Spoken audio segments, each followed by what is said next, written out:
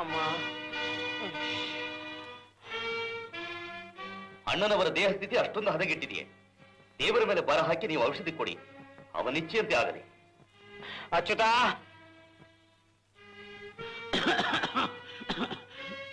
ಇನ್ನು ನಮ್ಮ ಕಾಲವು ಮುಗಿಯಿತು. ಹಾಗನ್ನಬೇಡಿ ಪ್ರಭು. ನಾವು ಜೀವದಿಂದಿರುವಾಗಲೇ ನಮ್ಮ ಕುಮಾರನಿಗೆ ಪಟ್ಟ ಕಟ್ಟಬೇಕೆಂಬುದೇ ನಮ್ಮ ಆಸೆ. ಅದನ್ನು ನೀನೇ ನೆರವೇರಿಸಬೇಕು ಅಚ್ಯುತ, ನೀನೇ ನೆರವೇರಿಸಬೇಕು. ಕುಮಾರನಿಗೆ ಪಟ್ಟವೇ? ಕೃಷ್ಣದೇವರಾಯನ ಬದುಕಿನವರೆಗೂ ಅದು ಸಾಧ್ಯವಿಲ್ಲ ಪ್ರಭು. ಅದೇಕೆ ಸಾಧ್ಯವಿಲ್ಲ? ಈಗ ಒಳ್ಳೆಯವನಂತೆ ನಟಿಸಿದರೂ ಅವನು ಬೂದಿ ಮುಚ್ಚಿನ ಕೆಂಡ. ಅವನೇ ನಿಮ್ಮ ಹಿತಶತ್ರು. ನಿಮ್ಮ ಮರಣಾನಂತರ ನಿಮ್ಮ ಮಗನಿಗೆ ಸಿಗುವುದು ಸಿಂಹಾಸನವಲ್ಲ, ಸೆರೆಮನೆ. ನಮ್ಮ ಕುಮಾರನೇ ಈ ಸಿಂಹಾಸನವನ್ನು ಆಳಬೇಕು. ಹಾಗಾದರೆ ಪ್ರಭು, ವಿಜಯೀ ಭವ. ಅಪ್ಪಾಜಿಯವರೇ ಬಂದಿರುವರು. ಈ ಕೆಲಸ ಅವರಿಂದಲೇ ಸಾಧ್ಯ. ಜಯ ವಿಜಯೀ ಭವ. ಬನ್ನಿ ಅಪ್ಪಾಜಿ, ಬನ್ನಿ. ಅಯ್ಯೋ, ಪ್ರಭುಗಳ ಆರೋಗ್ಯ ಈಗ ಹೇಗಿದೆ? ನಾವಂತೂ ಎಣ್ಣೆ ತೀರದ ನಂದಾದೀಪದಂತೆ ಆರುವುದು ಈಗಲೋ ಆಗಲೋ. ಮಂತ್ರಿಗಳೇ, ಅಂಧನು ಸಿಂಹಾಸನವನ್ನೇರಲು ಸಾಧ್ಯವೇ? ಅದು ಹೇಗೆ ಸಾಧ್ಯ ಪ್ರಭು? ದೇಶಕ್ಕೆ ಕಣ್ಣಾಗಿರಬೇಕಾದ ಮಹಾರಾಜ ಕುರುಡನಾದರೆ ರಾಜ್ಯವಾಳುವುದೆಂತೂ? ರಾಜ್ಯಾಂಗ ನೀತಿ ಇದನ್ನು ಒಪ್ಪುವುದಿಲ್ಲ. ಇದು ಶಾಸ್ತ್ರ ಸಮ್ಮತವೂ ಅಲ್ಲ. ಹಾಗಾದರೆ ನೀವು ಕೃಷ್ಣದೇವರಾಯನ ಕಣ್ಣುಗಳನ್ನು ಕೇಳಿಸಿ ನಮಗೆ ತಂದು ತೋರಿಸಬೇಕು. ಇದೇನು ಹೇಳುತ್ತಿರುವಿರಿ ಪ್ರಭು? ನಿರಪರಾಧಿಯಾದ ಕೃಷ್ಣನ ಕಣ್ಣುಗಳನ್ನು ಕೇಳಿಸುವುದೇ ಕಾರಣ? ನಮ್ಮ ಕುಮಾರನ ಸಿಂಹಾಸನ ಏರುವುದಕ್ಕೆ ಅವನು ಕಂಟಕ ಪ್ರಾಯನಾಗಿದ್ದಾನೆ. ಅವನು ಅಂಧನಾದರೆ ನಮ್ಮ ಕುಮಾರನ ಪದವಿಗೆ ಪ್ರತಿಸ್ಪರ್ಧೆಯಾಗಲಾರ. ಪ್ರಭು, ಆಲೋಚಿಸಿ ನೋಡಿ ಪ್ರಭು. ಯಾವ ತಪ್ಪನ್ನು ಅರಿಯದ ಪರಮ ರಾಜನಿಷ್ಠನಾದ ಕೃಷ್ಣನನ್ನು ಕುರುಡನಾಗಿ ಮಾಡಿದರೆ ರಾಜ್ಯಕ್ಕೆ ಅದು ಖಂಡಿತ ಒಳಿತಲ್ಲ. ಇದು ಅಕ್ರಮ, ಅನೀತಿ, ಅನ್ಯಾಯ, ಅನವಶ್ಯಕ. ಮಹಾಮಂತ್ರಿಗಳೇ, ಕೃಷ್ಣ ನಿಮ್ಮ ಸಾಕ ಮಗನ ಅಭಿಮಾನದಿಂದ ನೀವು ರಾಜಾಜ್ಞೆಯನ್ನು ಧಿಕ್ಕರಿಸಿ ನೀವು ರಾಜದ್ರೋಹಿಗಳಾಗುವ ಕಾಲ ಬಂದಿತೆಂದು ನಾವೆಂದೂ ಎನಿಸಿರಲಿಲ್ಲ. ನಾವು ರಾಜದ್ರೋಹಿಯೇ? ಶಾಂತಂ ಪಾಪಂ, ಶಾಂತಂ ಪಾಪಂ. ದೇಶ ಸೇವೆಯೇ ಯೇಸು ಸೇವೆ ಎಂದು ನಾವು ನಂಬಿರುವುದು. ಆಗಲಿ, ಸಾಮ್ರಾಜ್ಯದ ಉಪ್ಪು ತಿಂದ ಈ ದೇಹ ಅದಕ್ಕೆಂದಿಗೂ ಎರಡು ಬಗೆಯುವುದಿಲ್ಲ. ಹಾಗಿದ್ದರೆ ಹೋಗಿ ಈಗಿಂದೀಗಲೇ ಕಾರ್ಯವನ್ನು ನೆರವೇರಿಸಿ. ಪ್ರಭು ಚಿತ್ತ. ವಿನಾಶ ಕಾಲಕ್ಕೆ ವಿಪರೀತ ಬುದ್ಧಿ. ಈಗಲೋ ಆಗಲೋ ಅಂತ ಸಾವಿನ ಹಾಸಿಗೆಯಲ್ಲಿರೋ ಮಹಾರಾಜ ವೀರ ನರಸಿಂಹರಾಯರಿಗೆ ನನ್ನ ಕೃಷ್ಣನ ಕಣ್ಣು ಕೀಳಿಸಿ ಹಾಕೋದೇ ಕೊನೆ ಆಸೆನೆ. ಮುಕ್ಕೋಟಿ ಕನ್ನಡಿಗರ ಪುಣ್ಯದ ಕಣ್ಮಣಿಯನ್ನು ಕುರುಡನನ್ನಾಗಿ ಮಾಡಿ ಹೋಗುವ ಹಾಗೆತನೆ ಯಾಕೆ ಈ ದೊರೆಗೆ? ಅಮ್ಮಾಜಿ, ಇದೆಲ್ಲ ದೊರೆಗಳ ಸ್ವಂತ ಬುದ್ಧಿ ಸಂಚಲ್ಲ. ಅವರನ್ನು ಸುತ್ತುಗಟ್ಟಿರುವ ಪಾಪಿಷ್ಠ ಅಚ್ಯುತರಾಯ ಒಳಸಂಚು. ಅಪ್ಪಾಜಿಯವರ ಚಾಣಕ್ಯ ಬುದ್ಧಿಗೆ ಪ್ರತಿಸ್ಪರ್ಧಿ ಮುದ್ರಾ ರಾಕ್ಷಸನಾಗಿದ್ದಾನೆ ಆ ದುಷ್ಟ ದಾಯಾದಿ. ಅಪ್ಪ, ದಾಯಾದಿಗಳ ಮನಸ್ಸು ದನಗಳ ಮನಸ್ಸು ಒಂದೇ ಅನ್ನೋ ಗಾದೆ ಮಾತು ನಿಜ. ನೀವು ವೀರ ನರಸಿಂಹರಾಯರು ಹಿತ್ತಾಳೆ ಕಿವಿ ಹುಚ್ಚದೊರೆ ಅಂತ ತಿಳಿದು ಇಂಥ ದುಷ್ಟಾಜ್ಞೆಯನ್ನು ನೆರವೇರಿಸ್ತೀನಿ ಅನ್ನೋ ಭಾರನ ನಿಮ್ಮ ತಲೆ ಮೇಲೆ ಯಾಕೆ ಹೊತ್ಕೊಂಡ್ರಿ?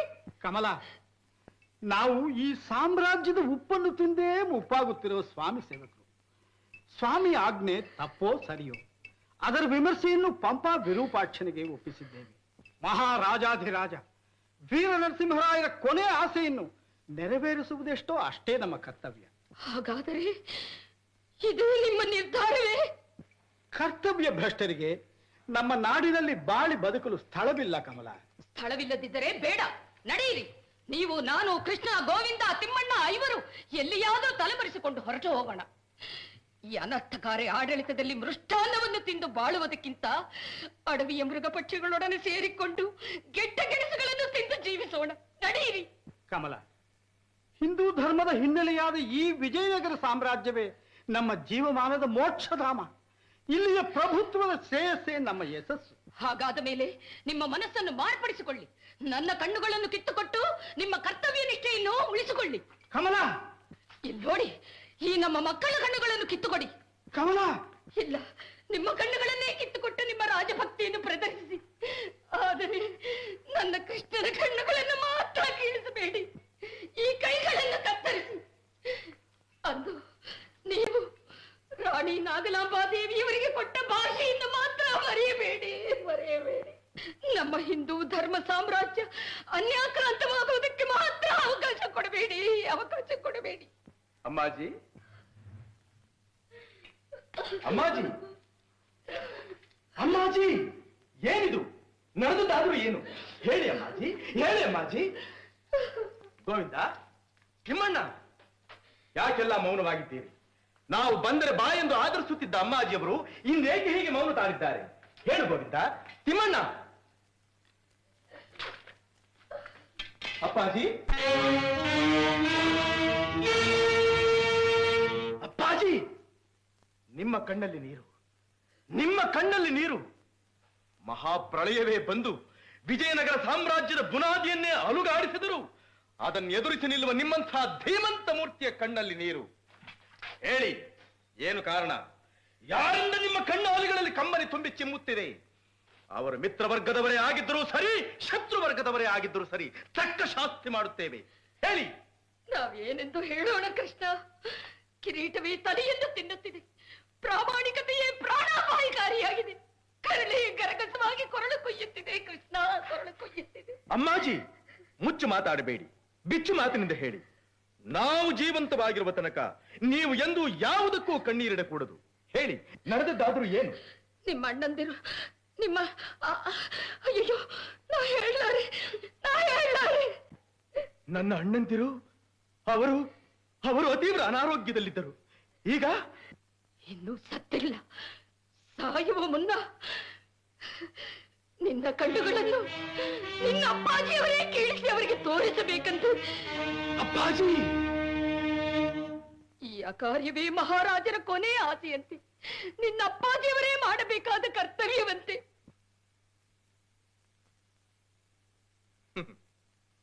ಹಿಂದೂ ರಾಜ್ಯದಲ್ಲಿ ಇಂದು ಒಂದೇ ತಂದೆ ಮಕ್ಕಳಾದ ಅಣ್ಣ ತಮ್ಮಂದಿರಲ್ಲಿ ಒಬ್ಬರ ಹೃದಯದಲ್ಲಿ ವಾತ್ಸಲ್ಯ, ಮತ್ತೊಬ್ಬರ ಹೃದಯದಲ್ಲಿ ಮಾತ್ಸರ್ಯ. ಒಂದೆಡೆ ಹರ್ಷದ ಹಾಲು ತುಂಬಿದ್ದರೆ ಮತ್ತೊಂದೆಡೆ ಹಗೆತನದ ಹಾಲಾಹಲ ಉಕ್ಕುತ್ತಿದೆ. ಅಪ್ಪಾಜಿ, ನಿಮ್ಮ ಕರ್ತವ್ಯ ಪಾಲನೆ ನೀವು ಮಾಡಿ. ಭಾರತದ ಪುಣ್ಯ ಚರಿತ್ರೆಯಲ್ಲಿ ಎಷ್ಟೋ ಜನ ತಮ್ಮಂದಿರು ತಮ್ಮ ಅಣ್ಣಂದಿರ ಆತ್ಮ ಸಂತೃಪ್ತಿಗಾಗಿ ತಮ್ಮ ಸುಖ ಸಂತೋಷಗಳನ್ನು ತ್ಯಾಗ ಮಾಡಿದ್ದಾರೆ, ಜೀವನಗಳನ್ನೇ ಬಲಿ ಕೊಟ್ಟಿದ್ದಾರೆ. ನಮ್ಮ ಅಣ್ಣಂದಿರಿಗೆ ಕೇವಲ ನಮ್ಮ ಕಣ್ಣುಗಳನ್ನು ಕೀಳಿಸಿ ನೋಡುವುದರಿಂದ ನೆಮ್ಮದಿಯ ಸ್ವರ್ಗ ಸಿಕ್ಕುವುದಾದರೆ ನಮ್ಮ ಜನ್ಮ ಧನ್ಯ. ಅಪ್ಪಾಜಿ, ಏನನ್ನು ಆಲೋಚಿಸುತ್ತಿದ್ದೀರಿ? ಆಲೋಚನೆಗಿಂತ ಕರ್ತವ್ಯವೇ ದೊಡ್ಡದೆಂದು ನೀವೇ ಹೇಳಿದ್ದೀರಿ. ರಾಜಾಜ್ಞೆಯಂತೆ ನಡೆಯುತ್ತೀರೋ ಇಲ್ಲ ನಾವೇ ನಡೆಯೋಣವೋ? ಕೃಷ್ಣ, ನೋಡ್ಕೋಬೇಡ. ನದಿಯ ಪಾಲಾಗುತ್ತಿದ್ದ ನಿನ್ನನ್ನು ನಿನ್ನ ಹೆತ್ತ ತಾಯಿಯಿಂದ ಬೇಡಿ ತೆಗೆದುಕೊಂಡು ಸಾಕಿ ಸಲಹಿ ಬೆಳೆಸಿ ಬಂದ ನಮ್ಮ ಕೈಯಿಂದಲೇ ನಿನಗೆ ಶಿಕ್ಷೆ ಆಗಬೇಕೆಂದು ರಾಜಾಜ್ಞೆ. ಇದು ನ್ಯಾಯವೋ ಅನ್ಯಾಯ, ಧರ್ಮವೋ ಅಧರ್ಮವೋ, ಪಾಪವೋ ಪುಣ್ಯವೋ ವಿವೇಚಿಸಲು ನಮಗೆ ಅಧಿಕಾರವಿಲ್ಲ. ಇದು ರಾಜಾಜ್ಞೆ.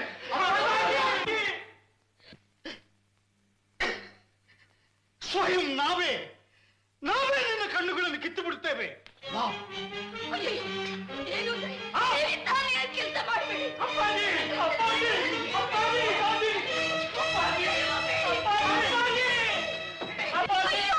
ನನ್ನ ಕೃಷ್ಣನ ಕಣ್ಣು ಕೀಳಬೇಡಿ.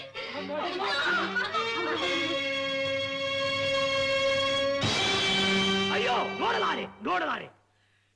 ಈ ಸುಂದರವಾದ ಕಣ್ಣುಗಳು ಕೃಷ್ಣನ ಮುಖದಲ್ಲಿ ಅದೆಷ್ಟು ಕಾಂತಿಯಿಂದ ಕಂಗೊಳಿಸುತ್ತಿದ್ದವು.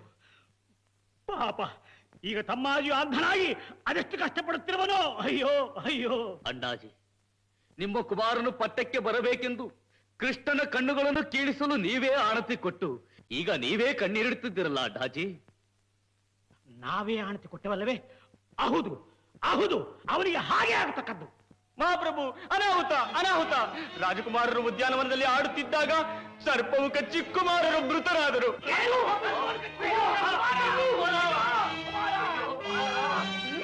ನೀನು ಸಿಂಹಾಸನ ಏರುವೆಂಬ ಆಶೆಯಿಂದ ಆ ಕೃಷ್ಣನ ಕಣ್ಣುಗಳನ್ನು ಕೇಳಿಸಿದನಲ್ಲವೇ? ನನ್ನ ಆಶೆಯೆಲ್ಲವನ್ನೂ ನಿರಾಶೆಗೊಳಿಸಿ ಹೊರಟು ಹೋದಿಯಾ ಕುಮಾರ?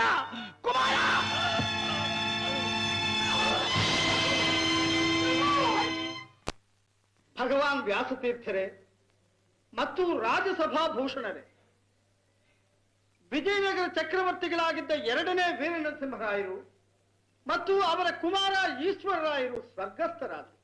ಅವರ ಅಕಾಲ ಮರಣದಿಂದ ಇಡೀ ಸಾಮ್ರಾಜ್ಯವೇ ಶೋಕತಪ್ತವಾಗಿದ್ದರೂ ರಾಜ್ಯದ ಹಿತದೃಷ್ಟಿಯಿಂದ ಸಿಂಹಾಸನವನ್ನು ತೆರವು ಬಿಡುವುದು ಒಳಿತಲ್ಲ. ಈ ಸಿಂಹಾಸನಕ್ಕೆ ಮುಂದೆ ಯಾರು ಬರಬೇಕೆಂಬುದನ್ನು ಈ ಸಾಮ್ರಾಜ್ಯದ ಆಧಾರ ಸ್ತಂಭಗಳಾಗಿರುವ ನೀವೆಲ್ಲರೂ ನಿಶ್ಚಯಿಸಬೇಕಾಗಿ ನಾನು ಪ್ರಾರ್ಥಿಸುತ್ತೇನೆ. ಗುರುದೇವರೇ, ಮಹಾಮಂತ್ರಿಗಳೇ ಮತ್ತು ಕನ್ನಡದ ಕುಲಮಕ್ಕಳೇ, ನಮ್ಮ ಹಿರಿಯಣ್ಣರಾದ ವೀರನರಸಿಂಹರ ಆಳಿದ ಈ ಸಾಮ್ರಾಜ್ಯಕ್ಕೆ ಅವರ ನಂತರ ನಮ್ಮ ಸೋದರರಾದ ಅಚ್ಯುತರಾಯರೇ ಅರ್ಹರೆಂಬುದು ನಮ್ಮ ಅಭಿಪ್ರಾಯ. ಕೂಡದು. ಕರ್ನಾಟಕ ರತ್ನ ಸಿಂಹಾಸನನೇರಲು ಯುವರಾಜ ಕೃಷ್ಣದೇವರಾಯರೊಬ್ಬರೇ ಅರ್ಹರು. ಅವರು ವಿದ್ಯಾವಿನಯ ಸಂಪನ್ನರು, ಮೇಲಾಗಿ ಪರಾಕ್ರಮಶಾಲಿಗಳು. ಯುವರಾಜರ ಪಟ್ಟಕ್ಕೆ ಬಂದರೇನೆ ನಾಡಿನ ಜನರಿಗೆ ಸಂತೋಷ. ನಮಗೂ ಅದು ಸಂತೋಷವೇ. ಆದರೆ ವಿಧಿವಶಾತ್ ಯುವರಾಜರು ಅಂಧರಾಗಿದ್ದಾರೆ. ಏನು, ಯುವರಾಜರು ಅಂಧರಾಗಿರುವರೆ? ಕೃಷ್ಣದೇವರಾಯರು ಕುರುಡರಾಗಿರುವರೆ. ಇದನ್ನು ನಂಬಲು ಸಾಧ್ಯವೇ ಇಲ್ಲ. ನಾವು ಇದನ್ನು ನಂಬುತ್ತಿರಲಿಲ್ಲ. ಆದರೆ ಇದು ಕಠೋರವಾದ ಸತ್ಯ. ಯುವರಾಜರು ಕುರುಡರಾಗಿರಲು ಮುಖ್ಯ ಕಾರಣ ನಮ್ಮ ಮಹಾಮಂತ್ರಿಗಳೇ ಎಂದು ತಿಳಿಸಲು ನಾವು ವಿಷಾದಿಸುತ್ತೇವೆ. ಏನು, ಇದಕ್ಕೆ ಮಹಾಮಂತ್ರಿಗಳೇ ಕಾರಣರೇ? ಬೇರೆಯೇ ಹೊಲವನ್ನು ಮೇದಿದೆ. ಪ್ರಭುಗಳ ಕೊನೆಯ ಆಸೆಯನ್ನು ನೆರವೇರಿಸುವುದೇ ತಮ್ಮ ಕರ್ತವ್ಯವೆಂದು ತಿಳಿದು ಮಹಾಮಂತ್ರಿಗಳೇ ಕೃಷ್ಣದೇವರಾಯನ ಕಣ್ಣುಗಳನ್ನು ಕೇಳಿಸಿದರು. ನಂಬಲು ಸಾಧ್ಯ? ಸಾವಧಾನ, ಸಾವಧಾನ. ನಿಮ್ಮ ಸಂಶಯವನ್ನು ನಿವಾರಿಸಲು, ಸತ್ಯವನ್ನು ನಿರೂಪಿಸಲು ಸ್ವಯಂ ಯುವರಾಜರೇ ಬರುತ್ತಿರುವರು. ಮಹಾಮಂತ್ರಿಗಳು ಇಂಥ ಕೆಲಸ ಮಾಡಿದರೆ ನಂಬಲು ಸಾಧ್ಯವಾಗದು.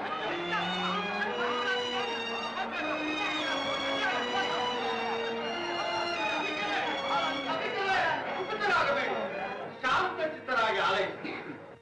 ಮಹಾರಾಜರು ತಮ್ಮ ಮರಣದ ಮುನ್ನ ಯುವರಾಜರ ಕಣ್ಣು ಕಿಡಿಸಬೇಕೆಂಬ ಆನತಿ ನೀಡಿದ್ದು ಸತ್ಯ.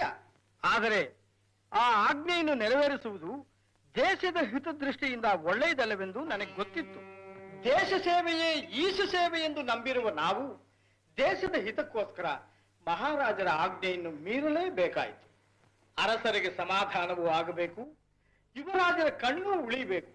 ಆ ರೀತಿ ಒಂದು ಉಪಾಯ ಮಾಡಿ ಮನೆಗೆ ಹೋಗಿ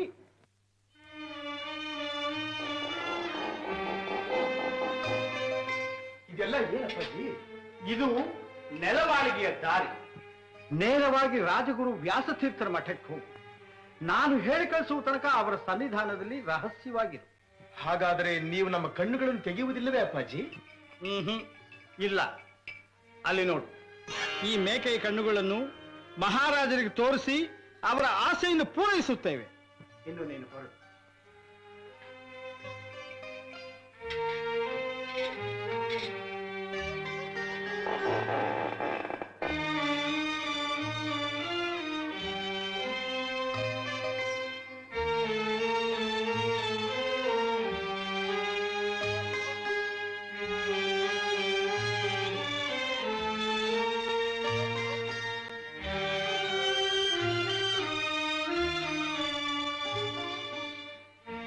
ಓಹೋ, ಭಗವಾನ್ ವ್ಯಾಸತೀರ್ಥರು, ಪುರಂದರದಾಸರು.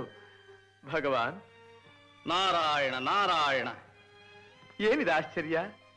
ಕೃಷ್ಣ, ಮಹಾಮಂತ್ರಿಗಳು ನಮಗೆ ಎಲ್ಲವನ್ನೂ ತಿಳಿಸಿರುವರು. ನೀನು ಇನ್ನೂ ಕೆಲವು ದಿನ ಯಾರ ಕಣ್ಣಿಗೂ ಬೀಳದಂತೆ ನಮ್ಮ ಆಶ್ರಯದಲ್ಲಿಯೇ ಸುರಕ್ಷಿತವಾಗಿರಬೇಕು. ಮಹದಾಜ್ಞೆ. ಬಾ, ಹೀಗೆ ಬಾ. ಈ ರೀತಿ ನೆಲಮಾಳಿಗೆ ಹಾದಿಯಲ್ಲಿ ನಮ್ಮ ಆಶ್ರಮಕ್ಕೆ ಬಂದ ಯುವರಾಜರು ಯಾರ ಕಣ್ಣಿಗೂ ಬೀಳದಂತೆ ನಮ್ಮಲ್ಲೇ ಸುರಕ್ಷಿತವಾಗಿದ್ದರು. ಇಂದು ತಮ್ಮೆಲ್ಲರುಗಳ ಸಮ್ಮುಖದಲ್ಲಿ ಅವರು ಕ್ಷೇಮವಾಗಿ ನಿಂತಿರಲು ಮಹಾಮಂತ್ರಿಗಳ ಮುಂದಾಲೋಚನೆಯೇ ಕಾರಣ. ಅವರು ತಮ್ಮ ಮೇಧಾಶಕ್ತಿಯಿಂದ ರಾಜ್ಯಕ್ಕೆ ಒದಗಬಹುದಾಗಿದ್ದ ವಿಪತ್ತನ್ನು ಪರಿಹರಿಸಿದರು. ಕೃಷ್ಣ, ಯುವರಾಜರು ಅಂತಾರಲ್ಲ, ಹೌದು, ಅವರ ಕಣ್ಣುಗಳು ಚೆನ್ನಾಗಿರುವುದು. ತಮ್ಮಾಜಿ, ಆ ಭುವನೇಶ್ವರಿ ಕೃಪೆಯಿಂದ ಸದ್ಯ ನೀವು ಅಂಧರಾಗಲಿಲ್ಲ. ನಮಗೆ ಅಷ್ಟೇ ಸಂತೋಷ. ಮಹಾರಾಜರ ಅಪ್ಪಣೆಯನ್ನು ಕೇಳಿ ಮರುಮಾತಾಡಲು ಧೈರ್ಯವಿಲ್ಲದೆ ಮನಸ್ಸಿನಲ್ಲೇ ಮಮ್ಮಲ ಮರುಗುತ್ತಿದ್ದೆವು. ಈಗ ನಮ್ಮ ಮನಸ್ಸಿಗೆ ನೆಮ್ಮದಿಯಾಯಿತು. ಎಲ್ಲ ನಿಮ್ಮ ಆಶೀರ್ವಾದ ಅಣ್ಣಾಜಿ. ಮಹಾಜನಗಳೇ, ಈ ವಿಜಯನಗರ ಸಾಮ್ರಾಜ್ಯವನ್ನಾಳಲು ನಮ್ಮ ಸೋದರರಿಗಿಂತ ಉತ್ತಮರು ಬೇರೆ ಯಾರೂ ಇಲ್ಲ. ಇವರೇ ಇಂದಿನಿಂದ ಈ ನಾಡಿನ ಪ್ರಭುಗಳೆಂದು ಏಕಮತದಿಂದ ಅಂಗೀಕೃತವಾಗಲಿ. ಶ್ರೀಕೃಷ್ಣ ದೇವರಾಯರಿಗೆ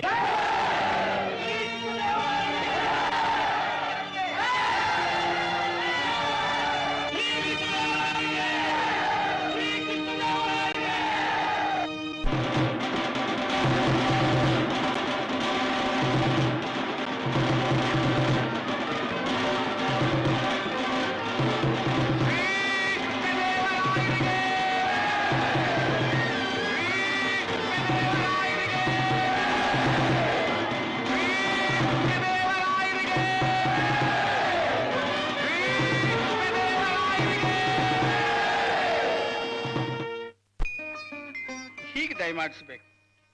ಹೀಗೆ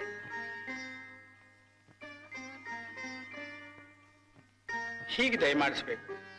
ಮಹಾಪ್ರಭು, ದಯಮಾಡಿಸಿ. ತಮ್ಮಲ್ಲಿ ಒಂದು ಅರಿಕೆ ಮಾಡಿಕೊಳ್ಳಬೇಕಾಗಿದೆ. ಹೇಳಿ ಅಪ್ಪಾಜಿ, ಏನದು? ಅದು ಇದು.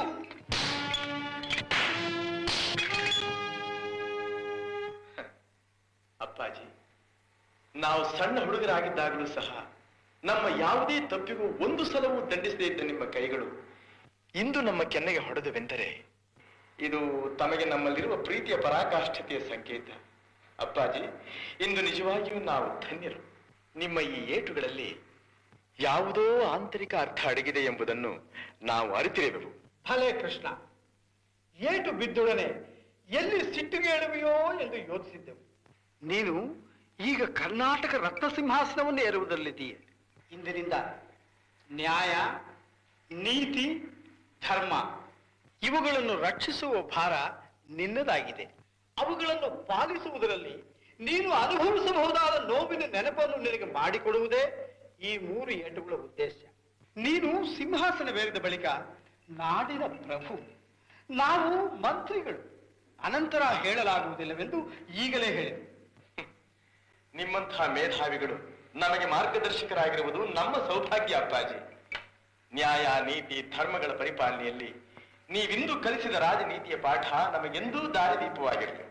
ಪ್ರಭುಗಳು ಹೀಗೆ ದಯಮಾಡಿಸಬೇಕು. ಹೀಗೆ ಹೀಗೆ ಸ್ವಸ್ತಿ ಶ್ರೀ ಭುವನಾಧೀಶ್ವರ ಸಮಸ್ತ ರಾಜಾಧಿರಾಜ ವೀರಭುಜ ಬಲ ಪ್ರತಾಪ ಕನ್ನಡ ರಾಜ್ಯ ರಮಾರಮಣ ಕರ್ನಾಟಕ ರತ್ನ ಸಿಂಹಾಸನಾಧೀಶ್ವರ ಶ್ರೀ ವಿರೂಪಾಕ್ಷ ಪಾದ ಪದ್ಮಾರಾಧಕ ಶ್ರೀ ಶ್ರೀ ಶ್ರೀ ಕೃಷ್ಣದೇವ ಸಾರ್ವಭೌಮ ಪರಾಕ್ ಬಹುಪರಾಕ್ ಶ್ರೀ ಶ್ರೀ ಶ್ರೀ ಕೃಷ್ಣದೇವರಾಯರಿಗೆ.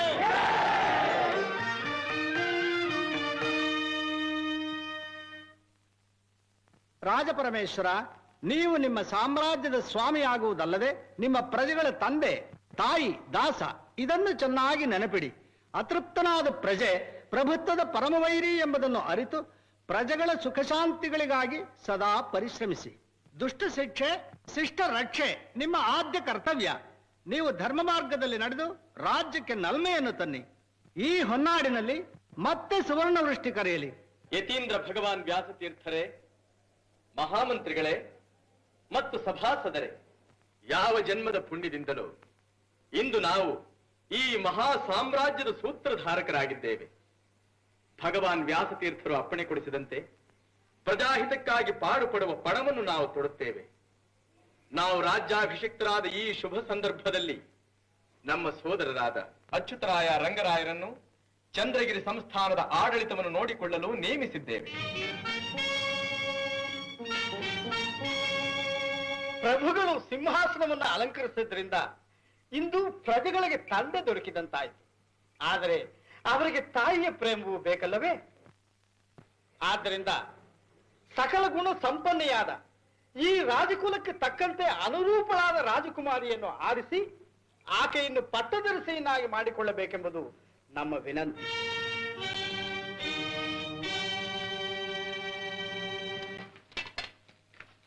ರಾಮಕೃಷ್ಣ, ಅರ್ಥವಾಯಿತು ಪ್ರಭು ನಿಮ್ಮ ಮನಸ್ಸಿನ ಒದ್ದಾಟ. ಮಹಾಮಂತ್ರಿಗಳು ಬೆಲ್ಲದಂಥ ಮಾತಾಡಿ ನಿಮಗೆ ಬೇವನ್ನೇ ತಿನ್ನಿಸ್ಬಿಟ್ರಲ್ಲ. ಚಿನ್ನಾದೇವಿಯವರ ಮೇಲೆ ನಮಗಿರುವ ಒಲವನ್ನು ತಿಳಿದು ಪಟ್ಟಮಹಿಷಿಗೆ ರಾಜಕನ್ಯನ್ನೇ ಹುಡುಕಬೇಕೆಂದು ಹೇಳಿದ್ರಲ್ಲ. ಅಪ್ಪಾಜಿಯವರು ಈ ರೀತಿ ಮುಸುಕಿನ ಗುದ್ದು ಕೊಡುವರೆಂದು ನಾವು ಕನಸಿನಲ್ಲಿಯೂ ಎಣಿಸಿರಲಿಲ್ಲ. ಅವರು ಯಾವಾಗಲೂ ಹಾಗೆಯೇ ಪ್ರಭು. ಆದರೆ ಪಟ್ಟಮಹಿಷಿ ವಿಚಾರವಾಗಿ ಅವ್ರು ಹಿಡಿದಿರುವ ಪಟ್ಟು ಬಿಡಬೇಕಾದ್ರೆ ಒಂದೇ ಗುಟ್ಟು. ಏನದು? ಸಾಧಾರಣವಾಗಿ ಗಂಡನ ಜುಟ್ಟು ಹೆಂಡತಿ ಕೈಯಲ್ಲಿ ತಾನೆ. ಅಪ್ಪಾಜಿಯವರಾದ್ರೇನು ಯಾರಾದ್ರೇನು ಎಲ್ಲರೂ ಅಷ್ಟೇ. ನಿಮ್ಮನ್ನೆಲ್ಲ ಪ್ರಭು, ಅಪ್ಪಾಜಿಯವರನ್ನ. ಅಮ್ಮನವರು ಒಂದು ಮಾತು ಹೇಳಿದ್ರೆ ಸಾಕು, ಅಪ್ಪಾಜಿಯವರ ಪಟ್ಟೆಲ್ಲ ಚಟ್ಟು. ಸರಿಯಾಗಿ ಹೇಳಿದೆ ರಾಮಕೃಷ್ಣ. ನಾವೀಗಲೇ ಹೋಗಿ ಮಹಾಮಾತೋಶ್ರೀ ಅವರನ್ನು ಕಂಡು ಬರುತ್ತೇವೆ. ಕೃಷ್ಣ ವಾಸುದೇವ ಪಾಹಿ ಮಾಂ ಪಾಹಿ ತ್ರಾಹಿ ಮಾಂ ತ್ರಾಹಿ. ಅಮ್ಮಾಜಿ, ಕೃಷ್ಣ ತಪ್ಪು ತಪ್ಪು ತಪ್ಪು ತಪ್ಪು.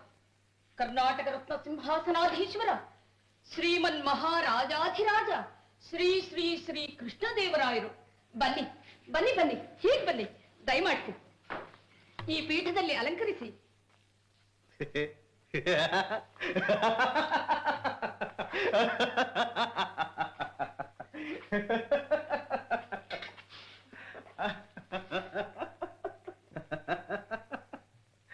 ಅಮ್ಮಾಜಿ, ಅರಮನೆಯಲ್ಲಿ ನಾವು ದೊಡ್ಡ ದೊಡ್ಡ ಪದಪ್ರಯೋಗದ ದೊಡ್ಡ ಮನುಷ್ಯರು. ಈ ಮನೆಯಲ್ಲಿ ಈ ಸಾಕುತಾಯಿಯ ಸನ್ನಿಧಿಯಲ್ಲಿ ಮಾತ್ರ ಮುದ್ದಾದ ಎರಡೇ ಎರಡಕ್ಷರದ ಕೃಷ್ಣ.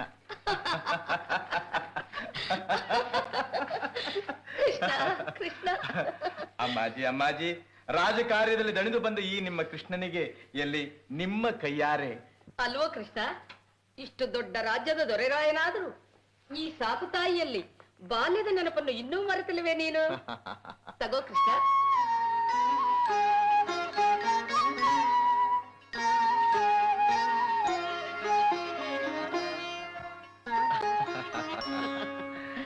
ಅಮ್ಮಾಜಿ, ಹಳ್ಳಿಯ ಗೊಲ್ಲರ ಕೃಷ್ಣ ಭಗವಾನ್ ಕೃಷ್ಣನಾದರೂ ಸಾಕುತಾಯಿ ಯಶೋಧಿಯನ್ನು ಮರೆತೇನೆ ಹೇಳಿ?